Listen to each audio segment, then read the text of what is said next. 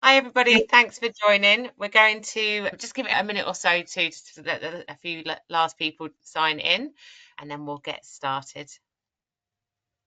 Perfect. Lovely to see you, Katie. And Lovely to lovely to see see you. everybody that's joined us so far. Looking forward to getting into some of the detail that we'll be hoping to share with you today. And yeah, actually, we're about to start then, but I will wait until we'll just give it one more minute. Perfect. Thanks, Katie.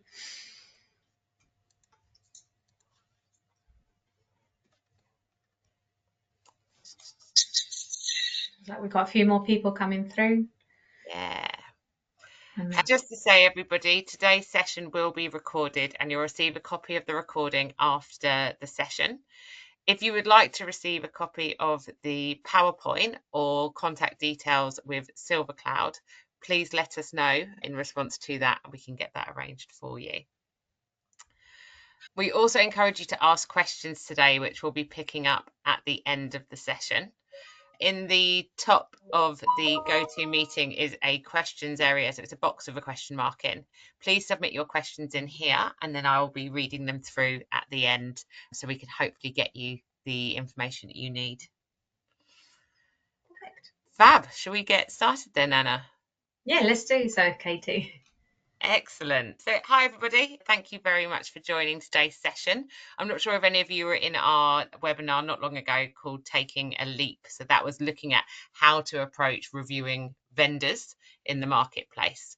So, if you did join that or you've recently been to HR Tech, today's session is more focused on how to now pitch your perfect business case. I'm Katie, and I'm one of the senior sales consultants at Cezanne. I've been here almost 2 years now, but my entire background since leaving school actually has been within the HR and payroll sector, with the last 10 years focusing solely on the more software side of the system, which I love because it does as it's told, unlike the people I used to have to support. And today I've teamed up with the lovely Anna Johnson here from SilverCloud. So Anna, I don't know if you want to say a bit about yourself. Yeah, sure. Thanks, Katie. So, yeah, my name's Anna Johnson. I'm the head of client success and alliances. Up until about 2 months ago, I was head of client transformation at SilverCloud, and I was managing a team of consultants that were working with lots of lovely clients, helping them through the whole transformation journeys. My background, I did 15, 20 years at Marks and Spencer's in a range of roles, the last one implementing a HR systems, was part of that project team, and more recently have worked across public sector and then some private sector organizations as well, all in HR tech. So like Katie, I've been in HR tech over 13 years now. You know, there are people like us out there that absolutely love this space, and that's why we get up every morning to try and help clients and people that we know make the right decisions and get them through the transformation journeys. Great. So, should we do a little bit about SilverCloud as well, Katie? Just, I think we're going to do Absolutely. introduction. So, just for any of you guys that don't know, SilverCloud is a HR tech consultancy. We're broken down into a number of practices. So, we implement software with a couple of vendors in the industry, and we also have a client transformation team that helps and focuses clients on digital HR reviews and system health checks. So, like getting more from what you have today. We help companies choose the right technology. And I think obviously what Katie said earlier, they did a webinar, Cezanne did a webinar a couple of months back, Oh Katie? no, yeah, about a month ago. Month ago. So yeah, we help clients choose the right software for their business at whatever point in time they are in. We also help companies implement that software, and we provide like project management and different types of resources. And some clients also love us staying with them like longer term and want managed services for them.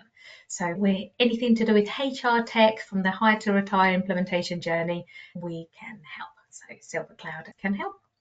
And I'm going to pass over to Katie as well so she can do an intro about Cezanne as well. Fab. So thank you, Silver. Thank you, Anna. Yes, for those who don't know, Cezanne are one of the very lucky software providers that get to work with SilverCloud. We provide HR, payroll, recruitment, and learning platforms. It's completely modular based, so you get to pick and choose what package you want to get the right system for you. The focus of today, though, is not on Cezanne and our HR system. So if you do want to have a look into us at a future date, let us know after today's session, because we'd love to get that followed up with you. But today we are going to be focusing on how to put together the perfect pitch business plan. I know we've had a few people join since I first started speaking. So just to say again, if you do have any questions on today's call, please make sure to put them in the questions box and we'll go through those at the end. The agenda for today, which is we've already just ticked off our little bit of our intros, but Anna is going to be walking through with you on how to gain internal buy-in for your project, looking at building that business case and turning your strategy into an actual implementation plan. So what that means is hopefully from the end of today, you're going to feel confident that you've got the information you need and you've got to know how to present it to get your project approved. We're going to be looking at why HR tech matters. I think gone are the days where HR were just seen as the kind of cup of tea and data entry people. We're now the strategic part of the business. So we now need to show how that they, by investing in the HR software and other platforms that support people, are going to give you the best return of investment. With also a nice bit there about looking at the different types of stakeholders you're going to have to pitch to and how we can support that. Right. So without due cause, I'll put myself on mute in case the dog starts barking. I'll hand you over to the lovely Anna. Thanks, Katie. Right, so the next bit. So some of you here today will be at different parts of your journey. So typical things that we see people come to us with is they've got a solution today, but they're not getting the best from it. So it could be that they need to make some enhancements. Or you want to introduce new functionality to your existing solution, but you've actually potentially lost your system administrator, so don't know where to begin. You're looking for a new solution and don't have the buy-in on, don't know how to go about it. And then the ultimate other one that you have in here is like you might have the budget already, but you haven't even started and don't know where to go to. So they could be some of the scenarios that you are facing internally today. And some of you or most of you may be in one of these stages today. So first of all, I wanted to talk to you guys about the types of buying that you're going to need to get. And there's lots of different stakeholders across your business, but some of the key ones that we'll focus discussion on today is around the CEOs, the CTOs, Chief Technology Officers, Chief Financial Officers, Chief Operating Officers, and Chief HR Officers. All these stakeholders like to have really early engagement. And what I'm going to take you through next is the things that matter to these audiences and how when you start talking to them about what you're trying to achieve, depending on where you are on your journey, you have to pitch it slightly differently. So starting off with the CEOs, it's not your typical, they're not going to want to read a massive business case document or your case for change in substantial amount of detail, but what they want to hear is your campaign. You need to position the business case as a campaign. You need to tell the right story, have the right audience, and have the right energy behind it. And you need to talk to in CEO language and make the CEOs the hero in the actual story. CEOs are not anti-HR, they're just outcome obsessed. And they care about business risk, revenue impact, strategic growth, not just the system processes. CEOs invest in actual outcomes. They share their HR enhancements, so like faster onboarding, faster time to productivity for employees, what we call happier hiring managers as well. The investment supports the strategic shift in digital operation, and it helps scale efficiently whilst keeping compliance at low risk. So all these things are very important. They will also want to know that you've actually got buy-in from other stakeholders across your business. So when you talk to them, you probably want to make sure that you've already started influencing other people. And they want to make sure that you've done your due diligence around your commercials, that ultimately they're going to give you the go-ahead for it. So when you're talking to the CEOs in your business, make sure that you're incorporating multiple perspectives. You've done that commercial due diligence and you've got a natural great compelling case for change. The next ones that we've got on here is the CTO, so it's the technology officers. If most of you again will have somebody that deals with tech in your business, and they care substantially about security. They'll want to know that the vendors that you're considering in the mix have got the relevant accreditations. So look out for things like Cyber Essentials, GDPR, ISOs. They'll want to know where your data is going to be hosted. They are your gatekeepers, the CTOs of your business information. So they'll want to make sure that data is being hosted in a location that they're comfortable with. And they'll talk to you about integration. So they'll be worried about the wider landscape of software that's being used internally and how your HR and payroll solutions will integrate with the rest of the infrastructure that you guys have got. So doing technology landscapes and things like that can show how data is flowing between different technologies will help you. And make sure you do your due diligence. They might have specific questions that they want to ask of the vendors. And as you're writing the business case, these are things that you need to consider. So make sure data's handled securely, your systems adoption, they'll want to make sure that they're paying for something that people are going to use as opposed to things that is just going to sit on the side and there's going to have poor adoption. And they'll also want to know that the vendors that you're going to be working with have got the right support models and they're adequate and in place for the needs that you'll have like longer term.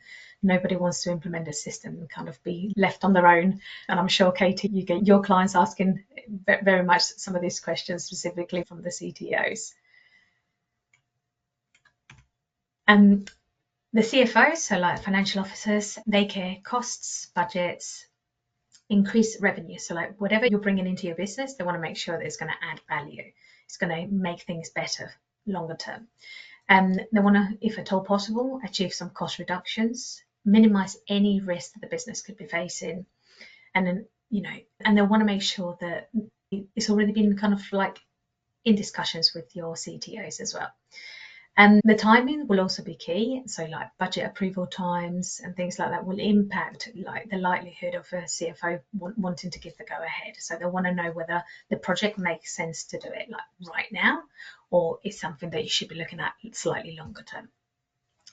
And they'll want to be understanding short, mid and long-term benefits. And I'll take you through some of these that we typically see later on today. They'll want to explore whether you've considered consolidating your vendors to try and make some savings. They'll want to understand your total cost of ownership and make sure that's clear and transparent. Again, no CFO wants to have anybody knocking on the door 6 months into the project asking for additional budgets. And again, like the vendor due diligence has been carried out. The next role is the Chief Operating Officer. So I have the pleasure of working very closely with our one over here at SilverCloud, Louise Batia. She's amazing, but her focus is all around operational efficiencies. And I'm sure, again, other businesses that we've worked with, any COO will be interested in ensuring that you're getting efficiencies as a result of bringing whatever technology it is that you're choosing to bring in. They want to think about productivity gains. So where are things going to be done quicker, better, more efficiently? How it aligns this strategically to the business overall business strategy, and is it scalable? So are you going to be able to use this solution longer term, or is it a short-sighted vision that you're looking at? This will not want to see shorter visions. They'll want to make sure that this is going to be a longer lasting. Ultimately, it's a big investment for most businesses, and they'll need to make sure that it's scalable longer term. So they want to ensure that it's like the right supply chains, that they've got the right reputation, the contract and pricing is right, the support again being offered, and they've got longevity. So these are all things that they will want to make sure are happening. And your CHROs, they will want to understand what it is that the problems that are being faced at the moment. In most cases, they will be firsthand seeing how the teams are being impacted by whatever it is that you are using, or in whichever situation you are. They want to understand the requirements and what it is that you're trying to resolve, solve, mitigate change in the longer term. And they will also want to understand what benefits will be achieved as a result of this new change in tech. So when you're talking to your CHRO, make sure that you've done your thorough research. You've looked at all the vendors in the market. It's quite a crowded space at the moment. I'm sure Cezanne team, you guys, Katie, you will see lots of other vendors in the industry that you guys go up against, but the market's pretty crowded at the moment. Lots of vendors in the industry, lots of new challenges that are coming across. So make sure that you research it thorough. At the end of the day, it's about understanding the elements that not all vendors can do. I'll say 80% of your requirements most vendors will be able to achieve. It's about trying to deep dive into how they do those things that you want them to do for you as a business, and the type of relationship that you're building. No longer are they shorter term, they implement a solution into your environments and leave you to it. Most of these solutions today are SaaS based, so getting software as a service, which the service is a longer partnership, and that's what you're talking to the vendors about. The practicality, so like making sure that you've considered all the different elements that could be impacting throughout that implementation, and they want to understand like how the longer term benefits are likely to be realized. I've got a few slides as well that I'll take you guys through shortly on the typical benefits that we see like in the first year, second year, and third year onwards. So before you start pulling your business case together, you just got to make sure you've done your research, you've started influencing all those different stakeholders, and ask yourself, do you have everything that you need to be able to convince others of what you're trying to achieve? And bear all these elements that I've talked about for the different roles and how you're going to have to influence those. So to get the buy-in, like top tips, what we've said on here is research. So be impartial in your research. At the beginning, when you're writing your business case, unless you're completely solid, and again, you've done all your research, you've got to look wide, compare that market, provide a long list of vendors that you've considered, share structured demo agendas with the vendors to make sure that you are consistently seeing what they're all able to do for you. Shortlist of vendors and conduct your due diligence.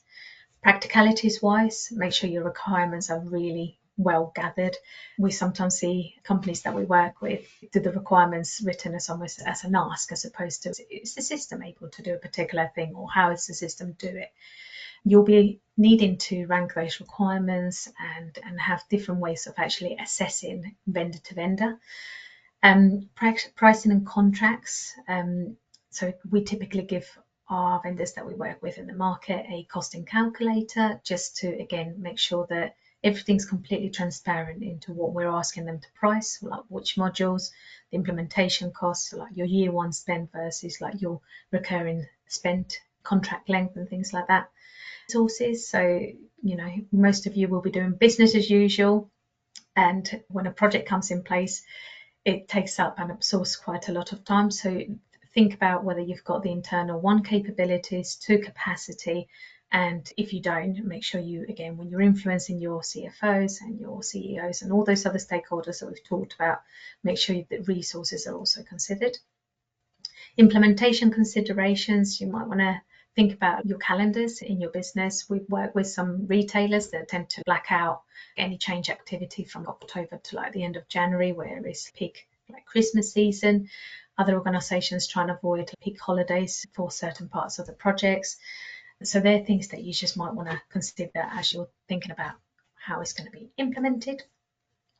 The support and training that you're planning on giving your employees, your managers and your administrators, and how you're going to go about delivering that through the right level of change management for your business. So again, most solutions today are very intuitive. However, putting the right change plan in place can make or break that solution, and whether that solution is actually adopted internally or not. Longer term, think about like how the solution is maintained, that vendor relationship that we've talked about, any additional scope. So some vendors will ask you to look at everything that you'd like to buy from them to begin with. The reality is that you'll probably be staggering that module rollout, and the adoption might not be able to do it all in one go. So really think about the staggering of your functionality and when you're likely to bring it in, and compare that against the commercials, because there might be a really good commercial offering from the vendors to you by taking things on earlier in the process or in the contract. And then the strategic fit. Do you guys fit with whichever vendors you're looking at a strategic direction? So there's just some top tips that we wanted to share with you today. When building the compelling business case, I just wanted to break it down into a number of phases for you guys today. So the first thing that you'll need to consider is your goals. What is it that you're trying to achieve? Secondly, we're going to look at why it matters to you personally, to the business, and why now.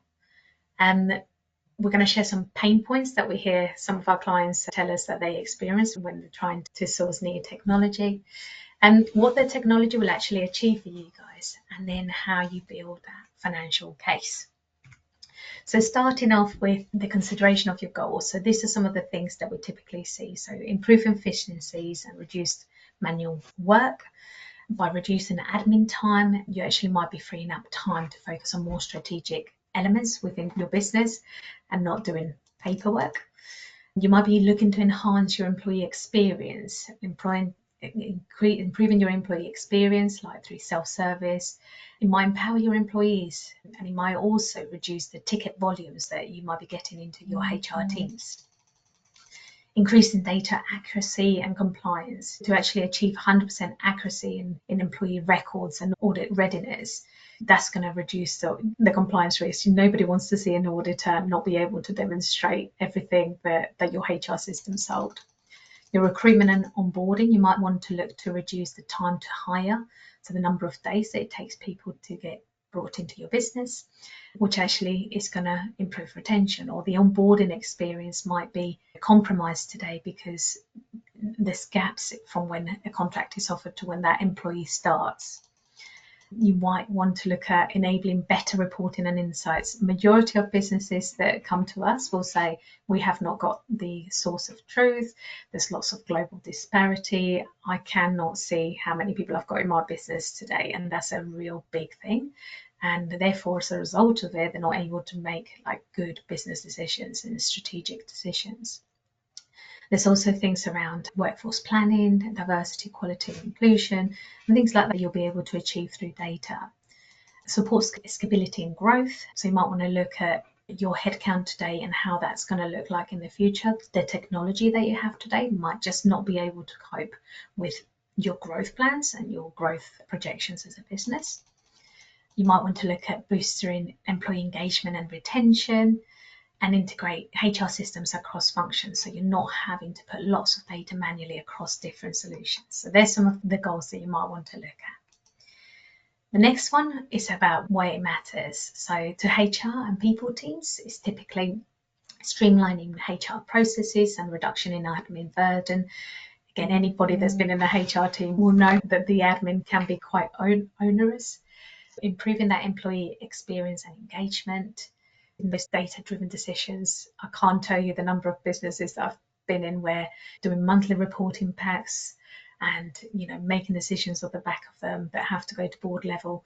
That's things that you'll be spending a substantial amount of time if you haven't got the right solution in place today. As we mentioned earlier, that scalable growth of your HR function. You might be looking to change your target operating model and how you offer your services to the different functions and globally. Your HR solution might not be able to support that.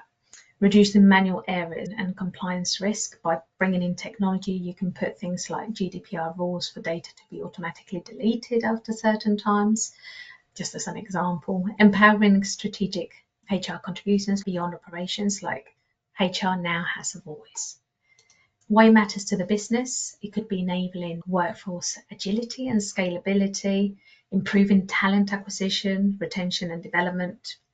It could be boosting that productivity through better people management, driving culture and performance alignment. So some solutions allow you to suggest the right level of learning for a particular person that's trying to move up the ranks. You'll be able to manage your performance review cycles and your compensations reviews much better than potentially what you have today. And that access around workforce and analytics and insights, that is gold dust for the business, because they'll be able to make much better decisions. And supporting the growth and that future-ready infrastructure. Again, some companies, if they do it at the right time, the business case and the implementation, it can really support that business growth for the longer term. Why now? You could be using things like the pain points are actually hindering your efficiencies. Your workforce, you might have gone for a hybrid model, needs to have some further support there. Your growth requires a scalable people infrastructure. The market trends and competitors' benchmarks demand innovation. So we have some clients that have envy between what other people in the sector are doing, and they come to us and ask us, what is another company in this particular sector doing? And they want to know whether it's working, what's working and what's not working. They don't want to fall behind on compliance or employee expectations. If we think about what people in general do in the day-to-day lives today, they have access to a lot of technology, social media. They want solutions in-house when they're at work that are as easy and intuitive as the ones that they use in their personal lives. And also, you might have the budget to execute and align the project right now. So there's some of the things why it might matter right now. On the phase 3, we've got things that we see as typical pain points. I've used a couple, and I think I'm going to see what other things Katie might see, or she might have, or you guys might be able to share some other ones as well as we go through the day. In recruitment and talent acquisition, we might see things like slow time to hire due to the manual processes, or poor candidate experience, clunky application portals, lack of communications. I had a client a couple of weeks back saying that they lost people. So there was a gap because they were hiring term time employees. So when they hired the person to when they actually began working with them, it was a substantial amount of gap. It could be like 3 months, 4 months. And so some employees were just not starting, so then they were having to go through that whole recruitment process again. And onboarding, like disjointed onboarding processes, often spread across email, spreadsheets, and paper. It doesn't give a great candidate experience. There could be like lack of structured onboarding, which means that engagement is dropped and it drops the attrition. Employee records and data management, I put things like outdated systems and spreadsheets. I had one client a couple of years ago that told us that they had 100 spreadsheets within the HR and payroll space that they were trying to get rid of. It's not uncommon. It could be like compliance risks due to that data inaccuracy or lack of audit trails, so not being able to see how things have changed over time. Employee engagement and retention could be impacted, so there's no clear career paths, which means that some of your employees are potentially looking to move on from your businesses. Inability to actually assess like how employees are feeling regularly and whether people are likely to burn out. In performance management, we typically see things like lack of manager training on giving meaningful feedback, disconnected from the business goals and development plans. In learning, inability to track progress or measure learning impacts. I think it was yesterday, one of our past clients, we were having a catch up and she was saying, I don't even want to look at learning at the moment. I've got hundreds of providers at the moment that we're dealing with. If an auditor was to come, I just wouldn't even know where to look, and they had spreadsheets that they were trying to pull together the information required. Things like that can be quite frustrating. Reporting, manual reporting across systems. Again, any HR business analyst that is in your business is likely to tell you if you're not doing things efficiently, that they're spending a substantial amount of time doing some of these things here. Or no real-time dashboard or predictive analytics, so not able to compare data from real time to past points in time. Payroll, you might be doing lots of payroll calculations manually, which could be delaying the process. And again, you might have some compliance risk there of inaccurate or late reporting. And on the benefits side, typical pain points that we see on here, we've got complex benefit enrollment processes that are confusing for employees, and then they don't feel the benefit, which then means that they end up not wanting to potentially stay longer term because they don't feel like they're being looked after. So there's just a few that I wanted to share with you guys there. The next phase we've got on here is what the new technology will actually achieve. So things to consider, so automation of manual processes. Again, with AI coming in place now, there's a lot more of HR activities that can be automated, and a lot of the vendors are actually doing lots of things with AI to help like the solution be better for clients longer term. Employee self-service being improved, enhanced people analytics and reporting, compliance minimized, strengthen talent acquisition and onboarding, better performance and development conversations, data-driven employee engagement and retention. So like you want to keep your employees, they're your biggest asset in any business, and scalable with business growth, and centralized and secure people data. So they are just some of the things that the new technology could achieve for you. And different softwares in the industry will be able to do things better and different than others. It's just trying to understand your needs when you're gathering your requirements to make sure that you can meet some of these benefits from the technology. So now looking at the typical return on investment that you might want to get from your business case, like reality. So this is what we typically would see. In year one, you're looking to reduce manual processes in your teams. You might reduce errors or having to do rework. You might be looking at consolidating those systems, and therefore you're not having to manage as many solutions. and you're reducing the cost per employee, and you're freeing up time for HR to focus on other value-added tasks. Year 1 and 2, like the workforce effectiveness, so the time to onboard and the training staff relates to the NPS. You might look at increasing in appraisal rates. So again, year 1 is unlikely. Your year 2, you're probably bringing that appraisal or performance review process into the mix. You might be able to see employees completing more of these and having that golden thread. Improved employee self-service and more people taking adoption. So again, companies that do it really well will stagger some of the self-service functionality and slowly release it to employees to try and drive adoption and increase that usage. You might see a turnover reduction through early visibility. So by understanding some of those trends that your employees are doing through your technology, you might be able to try and put some mitigations in place. Scheduling efficiencies. We had a hospitality business a couple of years ago that was spending stupid amounts of money on overtime just because they were not tracking time efficiently. So there's some things that by putting the right rules in your solution, you could look to be improving, like clearer performance and development tracking. Again, people want more, they want to be responsible for their own development. So these are the sort of things that we would typically see like year 1 to 2. And more strategic enablements year 2 onwards. You're maybe supporting for scaling, both globally and structurally. Enhancing your employer brand and having some actionable people analytics so that data becomes a lot more meaningful over time. So hopefully these help yourselves when you're trying to do your business case. The actual business financial case, these are just some top tips that we've got on here again. So think about the initial investment. Look at your licensing subscription fees. Most vendors refer to this as the PEPM, price per employee per month. Implementation and setup costs, they'll typically break those up. Majority of vendors in the industry will now use partners to support with their implementations. They're pre-agreed relationships. They have most of those where they are in place. Will have assurances, checks in place from the vendor that you have chosen. It's just the typical model that we're seeing more and more as time is evolving.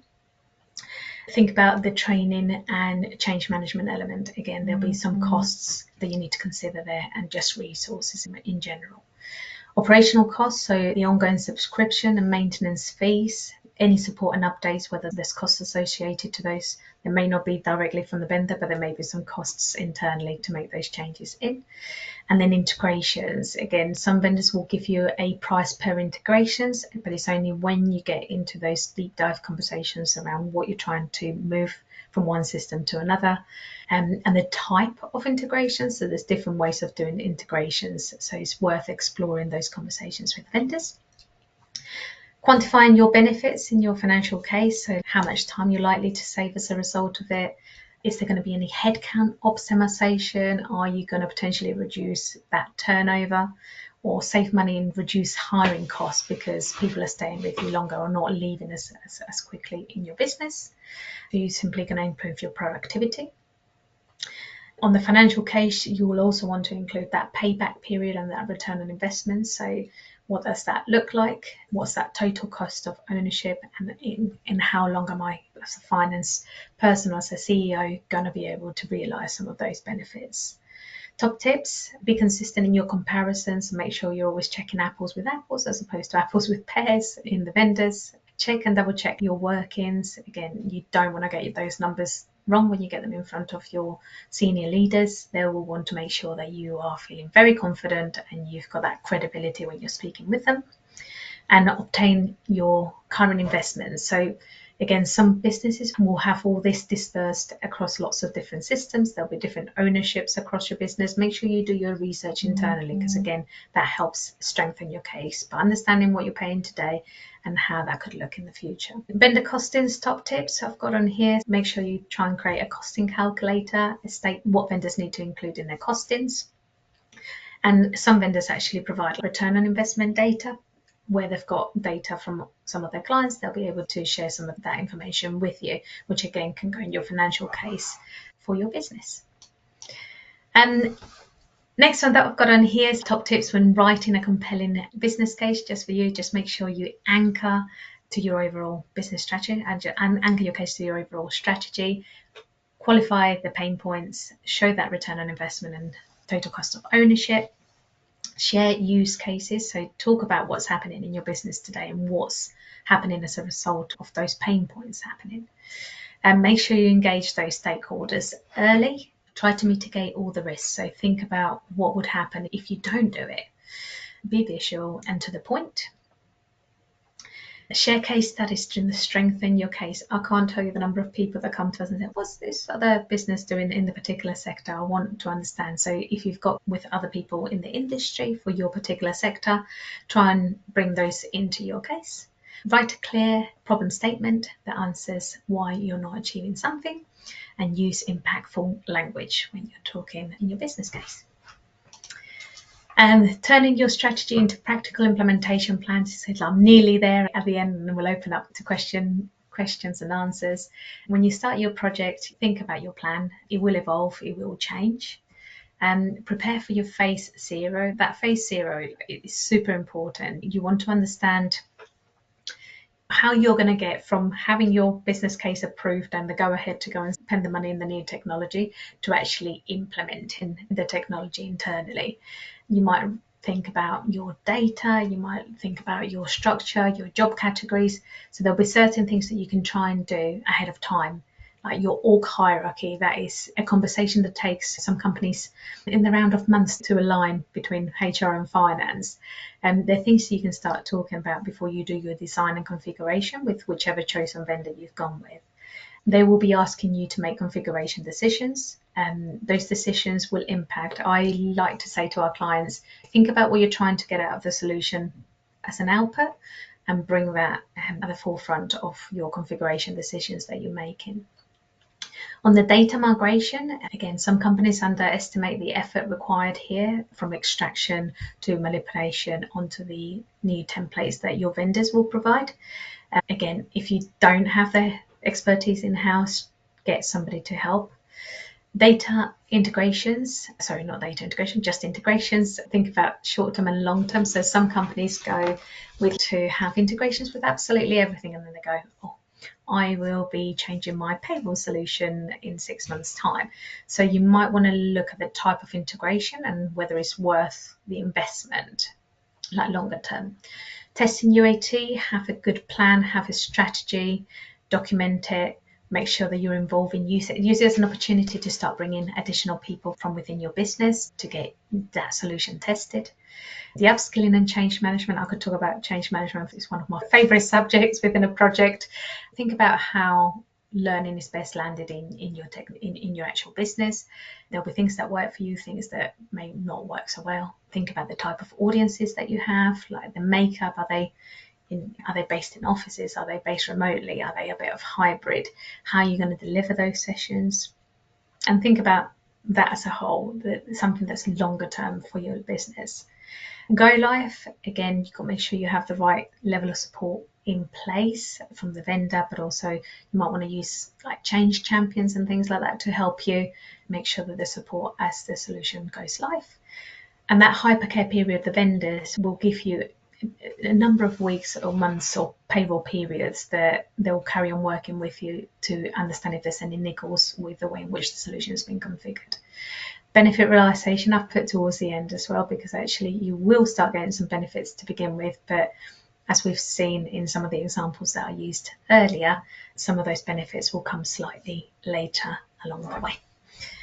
And the last for me today is just wanted to give you a takeaway. Getting your HR system approved isn't about the HR tech or the cost saving. It's more about the story that you're trying to tell, the strategy, and the strength of your positioning. Your CEO will always want clarity, confidence, and that commercial alignment. And most of all, they actually want to know that you believe in it and that you're very excited about this new technology change. And that's me. Hopefully I've taken up the right amount of time, Katie. Anna, that was perfect. Thank you. And please, people, if you have any questions, pop them into that question box. I've got a couple already. So I will, Anna, if you're happy, I'll just fire these over to you. Yeah, sure. Yeah, so the first question is around the usage of external consultants. So why would people get an external consultant to support them? Okay, so People come to us, we support businesses, write business cases, we support them with selections, as I said earlier. The reason why a company may choose to come to an external consultancy to support them, they might need credibility or external credibility. The board may be asking for support from somebody that's done it before, that's been in the space, in the market. And that credibility can actually strengthen your business case. We have a number of clients at the moment that just ask us to sit with the boards and help share some of what we see in the industry as well. So those things, managing the process like properly, are things that you might want to consider. You might have all the skills internally. Before I joined Silver Cloud, nearly 5 years. It'll be 5 years on the first of June, Katie. So it's getting on a bit. But I worked in another business, and I had to do a selection and had to convince my board and the board of investors of the spend of the technology, and how I did it back then to how a consultancy can generally support you through that whole process is miles apart. Like, you will have thorough documentations, you'll have the whole journey that you've gone through, like that engagement, and it actually gets you, if it's done right. Again, if you've got the expertise in house, brilliant. If you don't have the expertise in house, it can just help you get that external buy-in and the internal buy-in from your investors, from your board, from your CEOs, to actually just believe in what you're trying to do and actually get that investment in your technology. Brings everybody along the way a little bit faster. Another good one I can see here, which is, what are the most common mistakes that you come up against on why business cases get rejected? Most common, so people just don't sound confident.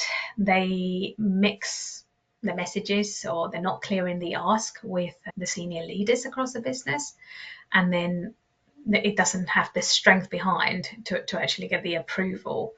So that's some of the things that we typically see. The way in which it's presented and the way that that campaign's been carried out to your senior leaders, that if it's not done right, again, you've lost people. We have businesses that will come to us and go, oh, we tried to do this 3 years ago and it just didn't happen. And then they bring an external consultancy in to just help them move that forward further. What about you, Katie? What do you see as well? Oh God, the most common one for me is people not understanding internal procurement steps. So it's like running ahead with themselves before looking at what they're actually going to be expected to provide and do Yeah, for the business, which is why this kind of guide on building that case and speaking internally first, like before yeah, you get to this, so just find out what else is needed. We've yeah. actually got a couple all linked to AI in here as well. So Oh, okay. just to summarize them together for you, hopefully, then is, where do you find AI going within the industry, and how are businesses using that a lot more to support them? I'm not sure if that AI is one you're comfortable with.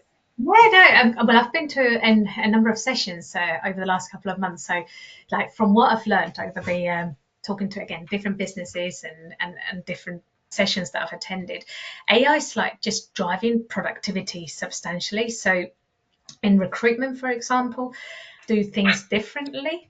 So they're doing things like automating that whole hiring process, completely filtering down, scoring your candidates. So, like, really reducing the time that people are spending sifting through large recruitment campaigns and things like that. People are using it to write job titles, job descriptions. I did have a really quirky example from a company that used AI so much they'd actually ended up hiring an AI agent in the process, which was quite quirky, where they were interviewing almost each other through the AI technology. So they're things to be mindful of. I've seen AI do more things around the analytics and actually make sense of what some of the data means and give some really insightful and like actionable insights for businesses. So yes, there's lots of ways in which companies are using AI, but my biggest message that I'd want people to take away is that if you can incorporate it in your day to day, it's not replacing people. It's used as an agent. It's used as something that can help you do things better, faster, more efficiently. And if you can use it as your personal virtual assistant that's there to support you along the way, you'll be able to deliver much better services for your employees and your managers. And yeah, there's some really great reports. I mean, I can see if I can dig some of those out for you and get Katie and the Cezanne team to share those with you as well.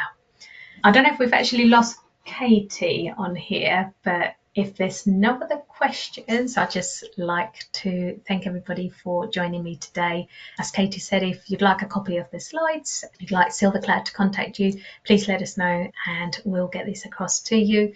Really big pleasure to have had the opportunity to talk to everybody today. And if anybody wants to pick our brains, please feel free to reach out. It's Anna Johnson, Silvercloud. I'm on LinkedIn, and I'll do a little post off the back of this session as well. So thank you all for your time. And yes, look forward to another session at some point in the future. Take care.